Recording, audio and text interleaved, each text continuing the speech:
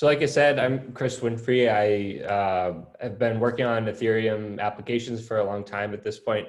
I previously co-founded Level K back in 2017, and we were an Ethereum dev shop, worked with a lot of cool teams, did some auditing, ended up auditing alongside Open Zeppelin, and covered a lot of big projects like Augur and DYDX and Decentraland.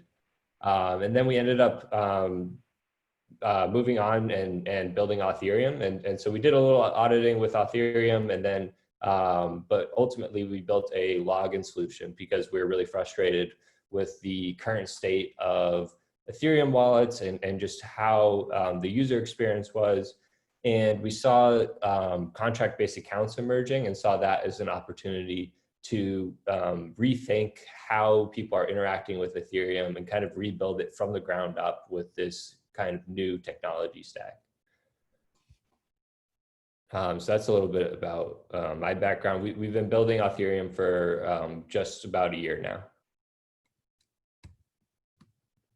And so today we're going to talk about what is a contract-based account, and then some of the problems that we face today with onboarding on Ethereum applications, and then how we can solve some of those onboarding friction points with contract-based accounts.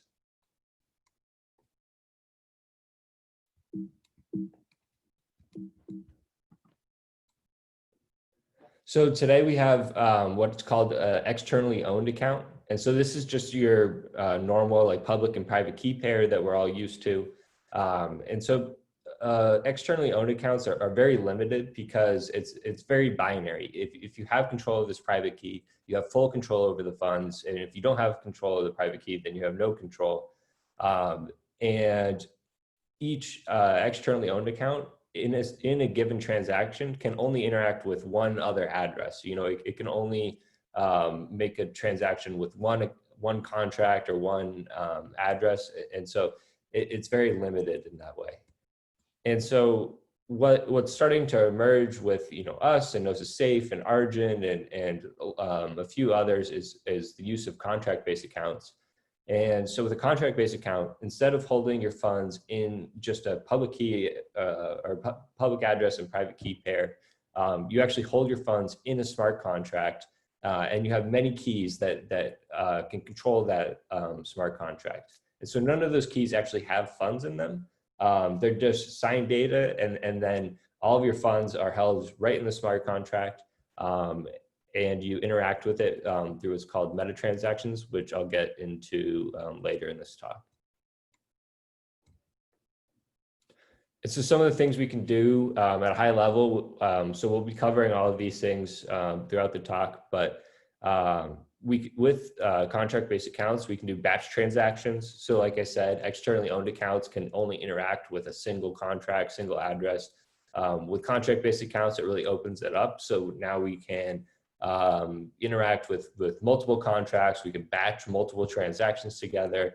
And that allows for us to kind of like abstract away complicated concepts, to combine multiple transactions into one transaction in the user's eyes, and just do more stuff without the user having to wait through multiple block times. And so we can do Web 2.0 security. And so what I mean by that is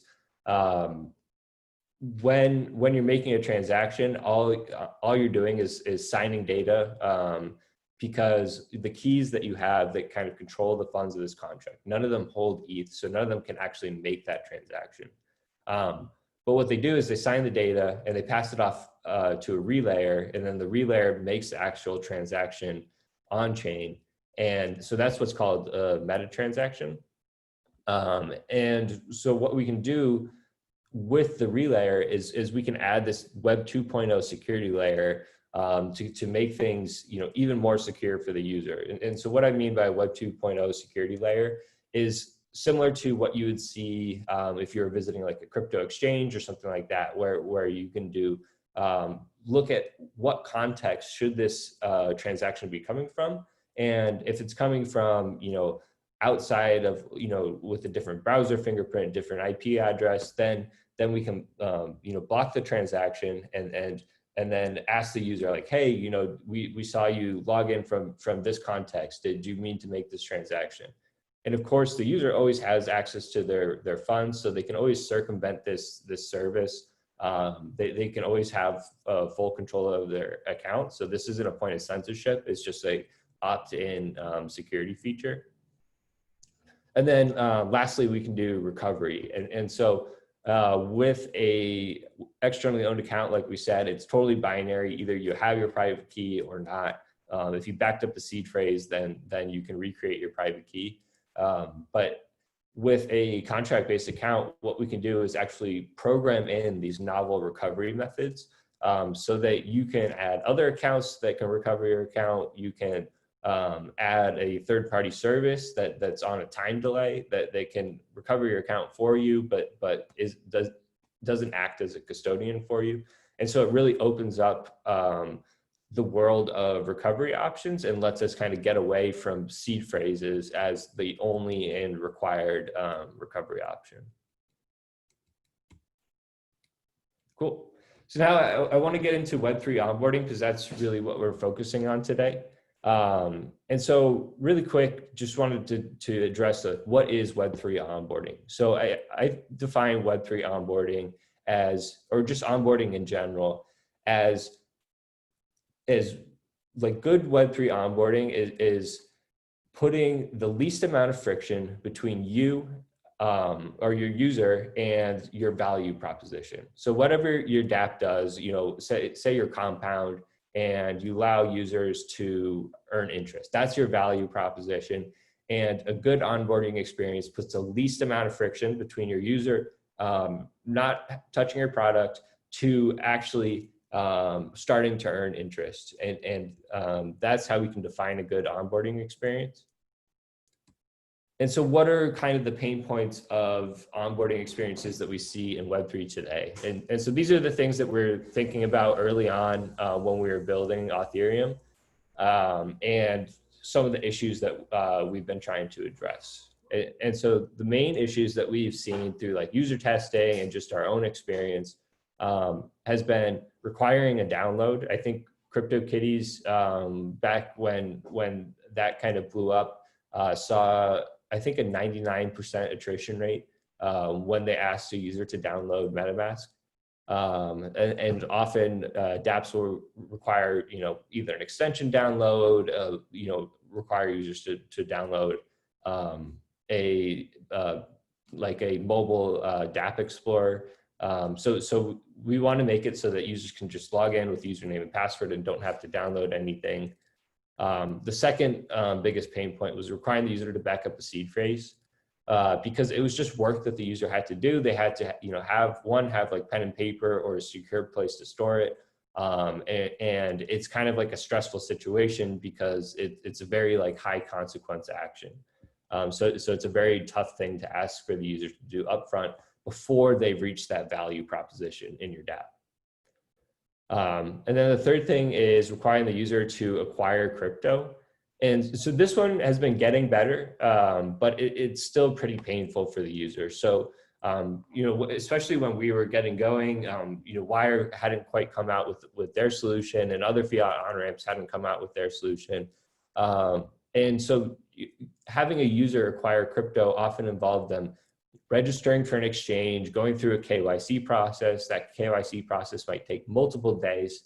And all of this had to happen, again, before they even reach the value proposition in your app, which is just crazy that the user has to jump through all these hoops, these scary concepts, wait multiple days, give up tons of personal information, all just to get to that first realization that, hey, you know, this app might be valuable to me.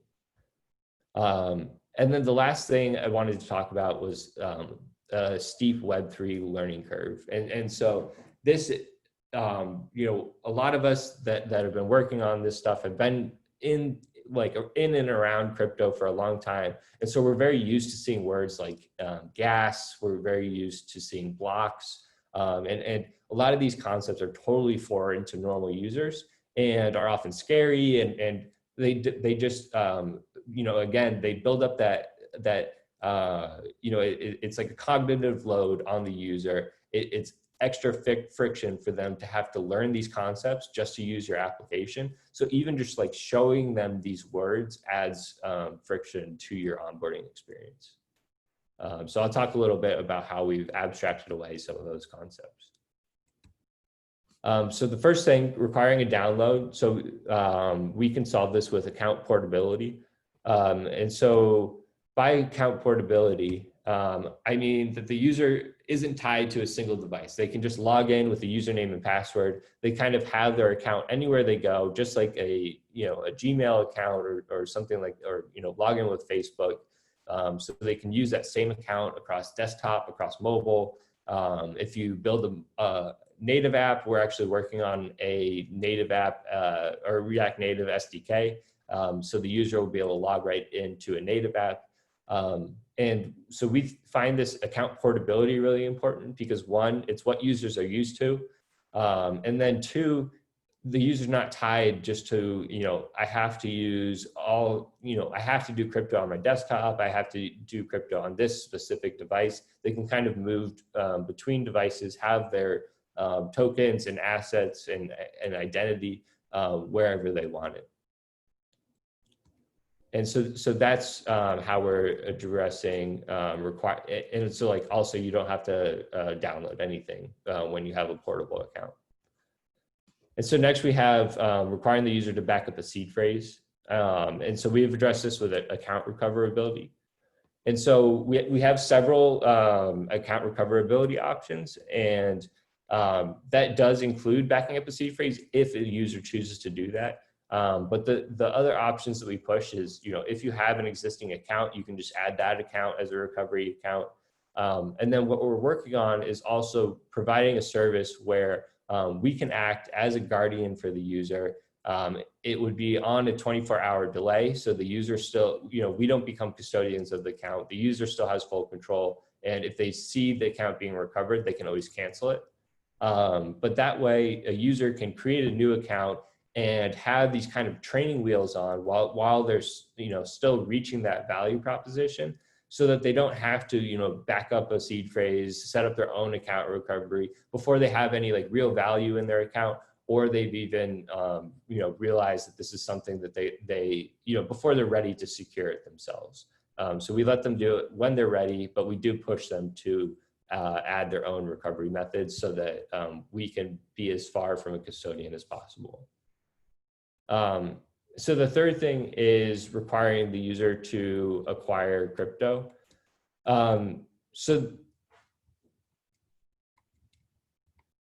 This one is okay, but it's been getting better. There's a few solutions out there. So there's like Wire, there's Ramp, and they're trying to solve this problem by doing it like a limited KYC and letting users purchase crypto with a debit card or a credit card. But they still kind of mess up at some points, but they're improving really fast. So I have high hopes for Fiat Onramps. But the other way that we can solve this with contract-based accounts is through metatransactions. So through metatransactions, because it's the relayer that's making the actual transaction, what you can do with your Dapp is actually not require the user to pay for that transaction. So we call this a sponsored transaction. And then that way the user can get on board. They can maybe, say you're a game. The user can then claim a pack of NFTs and actually play your game and have the Dapp pay for all the transaction fees and everything, and let them reach that value proposition before asking them to actually make a purchase. And so like that's something that you'd see in Web 2 apps all the time, because Web 2 apps really understand onboarding, and they have to be competitive. But they understand that it's really important to let the user reach that value proposition before asking them to put up any kind of money. And so this is something you can only do with contract-based accounts, where you actually sponsor the transactions, let them reach that value proposition, and then ask them like, hey, now go to Wire, purchase some DAI, and then actually start using the application.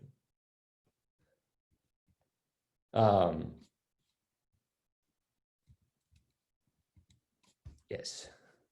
So here's our modal that we made for Fiat Onramp. So you can see that we support several Fiat Onramps. We've tried to make it as easy as possible for Dapps to add this, so you can launch it right in the Dapp and automatically have support for Wire, for MoonPay, for Transact, for Ramp in European countries, and it will show the relevant options based on where you are. And so if you're looking to support Fiat on-ramps in your Dapp and you're using Authereum, this is a great option to do it really easily.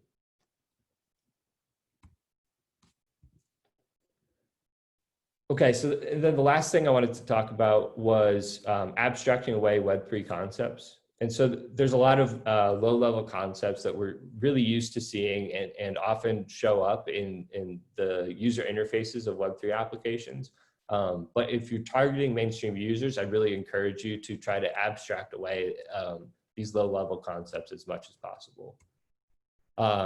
So the main things that we've been looking at is abstracting away addresses. So for a normal user, seeing some like long hex string is really intimidating. But luckily we have Ethereum name service, which we think of as kind of like the DNS, you know, like right now showing an address to a user is kind of like showing an IP address to a user. In today's internet, you never see that. You only see DNS domains. So we try to abstract away addresses as much as possible using ENS names. All users are assigned an ENS name, and that's kind of the primary way we encourage users to receive ETH, to look up their address. It's a lot easier to remember, it's a lot easier to type, it's a lot easier to share, and just makes, it just kind of abstracts away from that address. And then there's gas. And so normal users have they have no idea what gas is, but normal users do understand transaction fees. They've paid transaction fees with their bank, they paid transaction fees with their stockbroker. This is not a foreign concept for them. So anytime we're dealing with gas, we try to surface it as friendly as possible and just surface it as, hey, this is going to be your transaction fee. Show the value in US dollars or whatever the native currency is, and get away from, you know, get away from surfacing the amount of gas and the gas price and those kind of concepts that are scary to the user, and showing that those concepts is more as like, you know, do you want your transaction to go fast? Do you want it to go slow? These are the costs that you would be paying for each of those options, because that's a lot easier for them to understand. And then we try to use stable coins like DAI over ETH because we think it's a lot more friendly experience for the user. So some users do want to speculate on ETH, and they can definitely buy ETH and hold that in their wallet and use it to transact. But what we do is we try to encourage users to just get something like DAI or another stable coin that's not going to fluctuate and is a lot more easy concept to understand when you know, the amount of DAI you have is the amount of dollars you have, and it feels a lot more like a Web2 finance application when your balance isn't fluctuating a lot day to day. And then also we always show the US dollar value or whatever the native currency is right alongside the amount of crypto, because a lot of mainstream users have no idea what a lot of these tokens are worth. So to them, it's not very helpful for them to see like, oh, I have 2 ETH, because they don't know actually how much value that is. And so we always show denomination in the native currency so that they can actually tie that back to, okay, this is this much value, and I want to send this much value or transact with this much value. But this is kind of the way that they're used to seeing it in Web2 applications. And then the last thing we can abstract away from is some of these low-level concepts like approving and unlocking tokens. And so this gets into the batch transactions that I talked about. So with a contract-based account, with an EOA, today you often see Dapp will require you to approve or unlock a token before you actually use the application. And so you'll make one transaction to the DAI contract in this case to unlock it. And then you'll make a second transaction to Compound to actually lend it. To user, they don't understand why they have to unlock or approve a token. What does it mean? And then also a lot of dApps, because this is a bad user experience and they only want to do it once, they'll just ask the user to approve an unlimited amount of tokens. And so one, this is a security risk because if anything were to go wrong with the contract that you're approving to, that puts your funds at risk because it can now pull from your account. And two, the user, it's even scarier for the user because it's a lot more high consequence action that they don't really understand because it's a low level concept in Ethereum. And so with batch transactions, one, we can do no more unlimited approvals. We can get rid of that pattern because the user just doesn't have to do it. And so we can batch the approve and lend together so that every time you can do an approval and just approve the amount that you need. There's no need to do the unlimited approval. And then also because we batch it together, we can actually completely abstract away from the concept so that you don't even have to surface it to the user. It just happens in the background as one atomic action. So from a user's perspective, there's actually no more approvals. They don't have to think about it. All they're doing is joining Compound and they're lending their DAI in one action. And so that's what some of the work that we've done to abstract away these low-level concepts and make apps that feel more like Web 2. Thanks. Do we have time for some questions?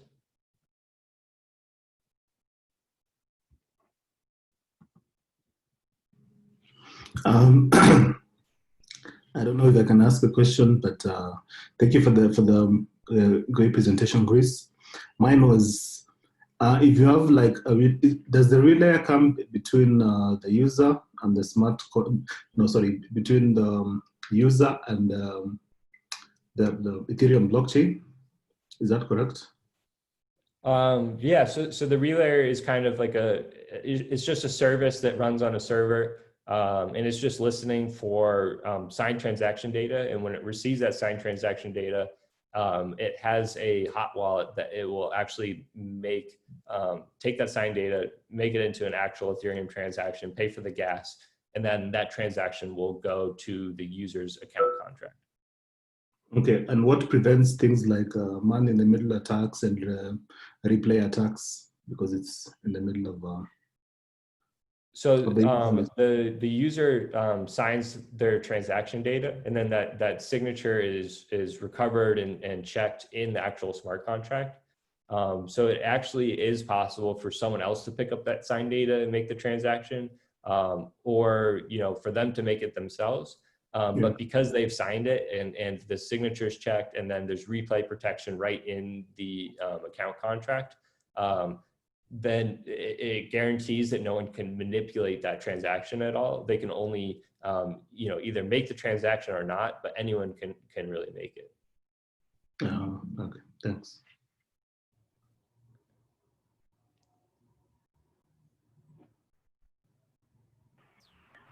Yeah, so we have a question by Akash on text. He's asking if you have an example to show, if possible. Example to show? Yeah. Of the onboarding flow? Yeah, yes, I guess. Yeah. I don't have one set up right now, but if you actually, so we just launched a partnership with Gitcoin for this most recent round of grants. So I'd encourage you to go to Gitcoin and choose Authereum as a wallet, and you can go through our onboarding process and see how you can get from having no account, creating an account, and then purchasing funds with the wire integration or one of the other Fiat Onramps, and then making a donation. I would say that's a great place to go try out the onboarding flow. Nice. I think Sachendra's question is answered by what Chris just said. Are there any other questions? My question is that if we use a smart contract for validation, then let us say the smart contract has a set of username and passwords. Then if the user gives wrong attempts, then wrong attempts at password, then it won't he will be charged the transaction fees multiple times. That is, each wrong password will also cost him a transaction fees. So the question is, if a user enters the wrong password, will they be charged transaction fees? Yeah. So the password, I didn't get too much into our key management, but basically, Authereum is completely non-custodial and censorship resistant. So all the key generation happens on the client side. So it happens right in your browser. And then it gets encrypted with your password and then stored in local storage. And then we also store a copy of the encrypted key store on our server, but we can never access this key store because we never see your password in plain text and have no way to decrypt this key store. But that way, when you log into a new device, you can download this encrypted key store, enter your password in, and then it's decrypted there. But basically, everything that deals with the password happens completely off-chain. And the on-chain stuff happens once you actually have your key because you've decrypted your key store. So you wouldn't be charged any transaction fees while getting your password.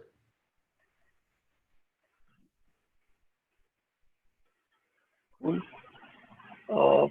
So I had a question of my own, like, is there anything, like, any way you can mitigate, like, recently we noticed people like paying like insane amounts of gas fees, right?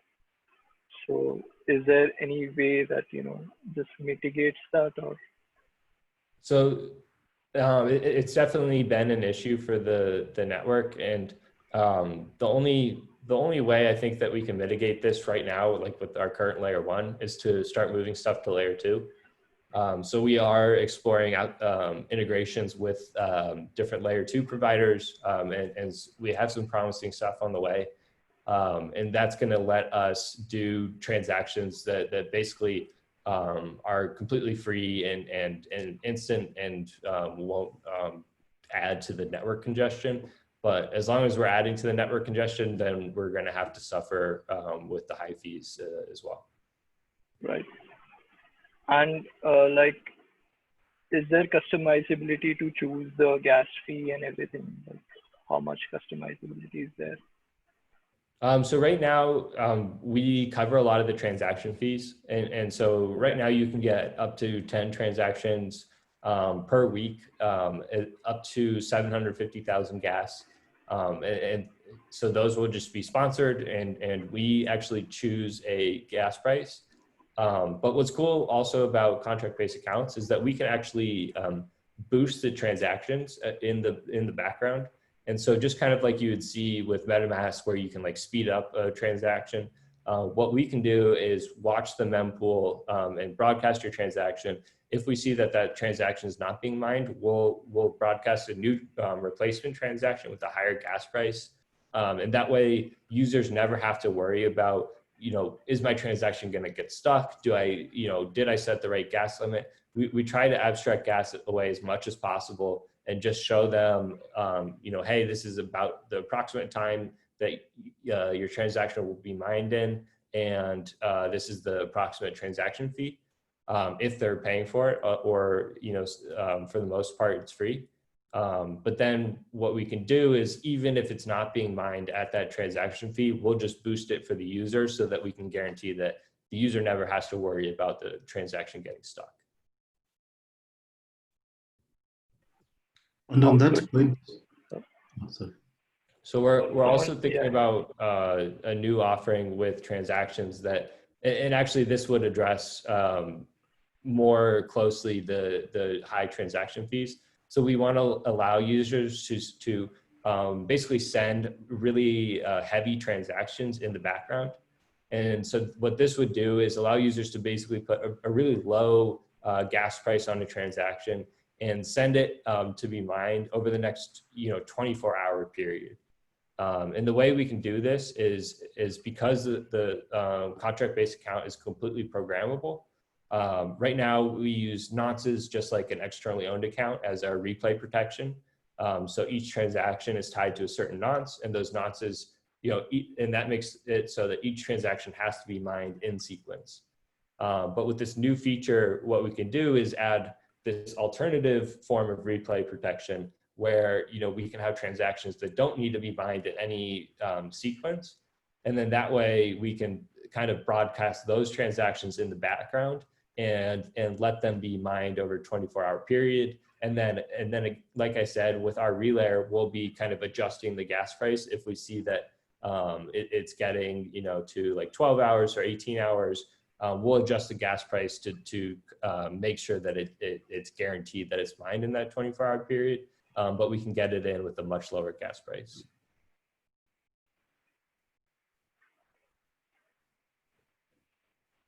Great, sounds interesting. I think Lily had another question.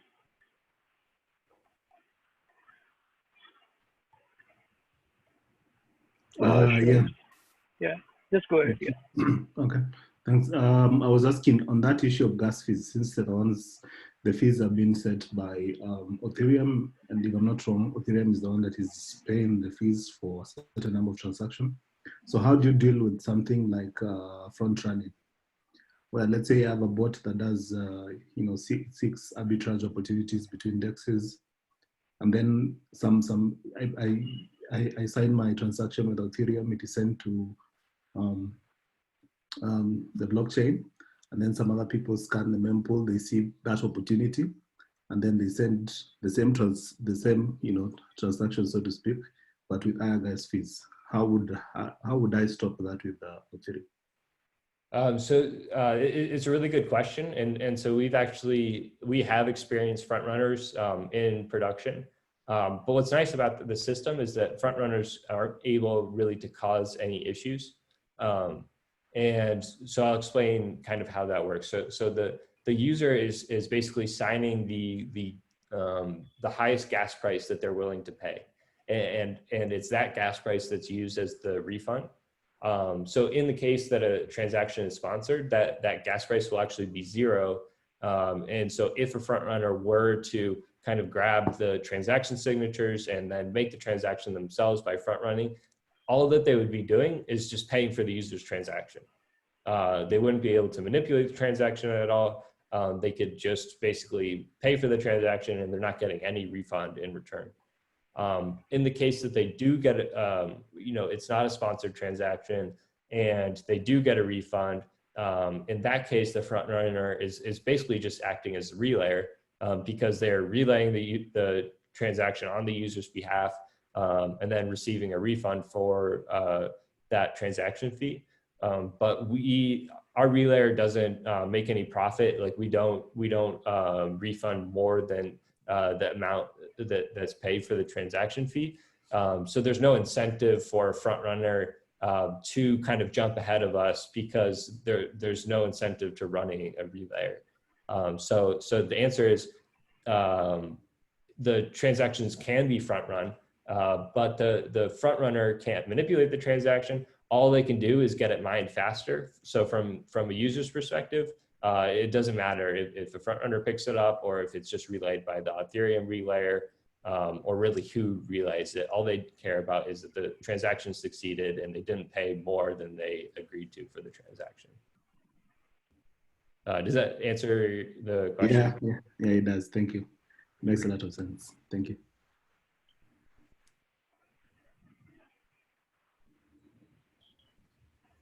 Hey, Chris, I had a small doubt about the Metatransaction part. Mm-hmm. So when user pays the gas using fiat currency rather than Ether, or is it something else?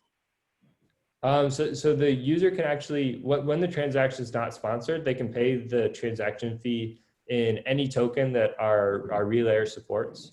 And so today we support both DAI and ETH, and this is completely configurable in the settings.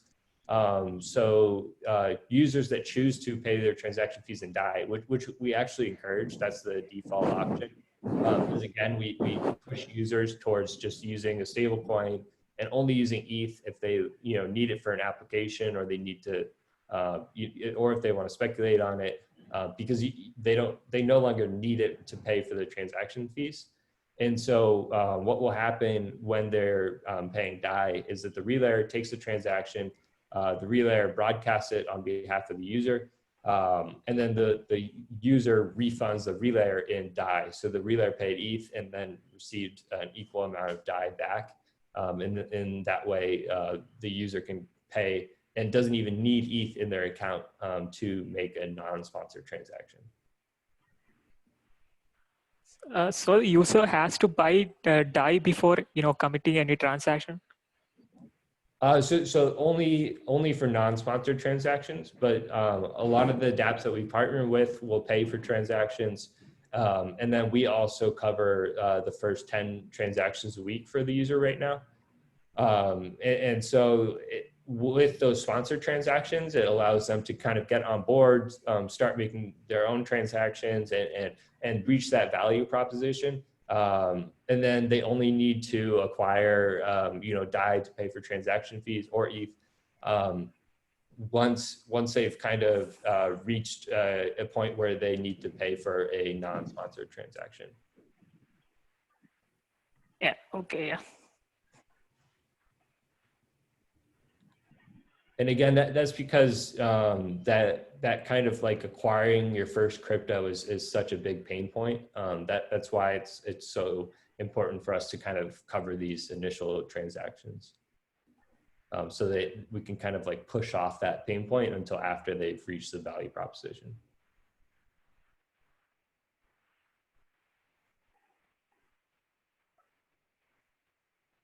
Yeah, we had one final question by Arun, I think. So he's like, he says that he's building something to reward NGOs for transparency.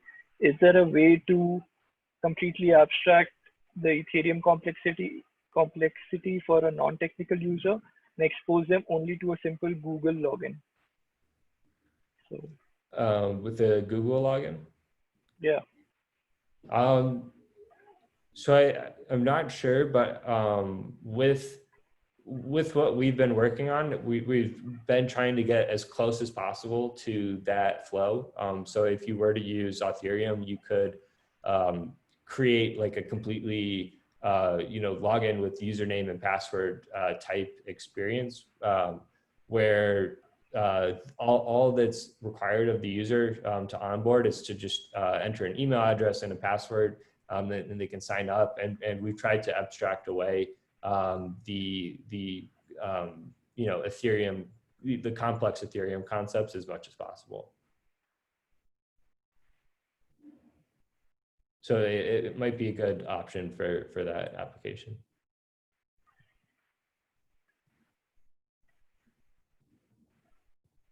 Sounds good. Are there any other questions? We can probably take them now.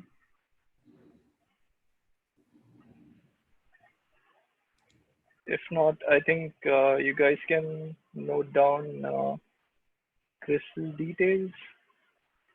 Chris, what would be the best way to contact you?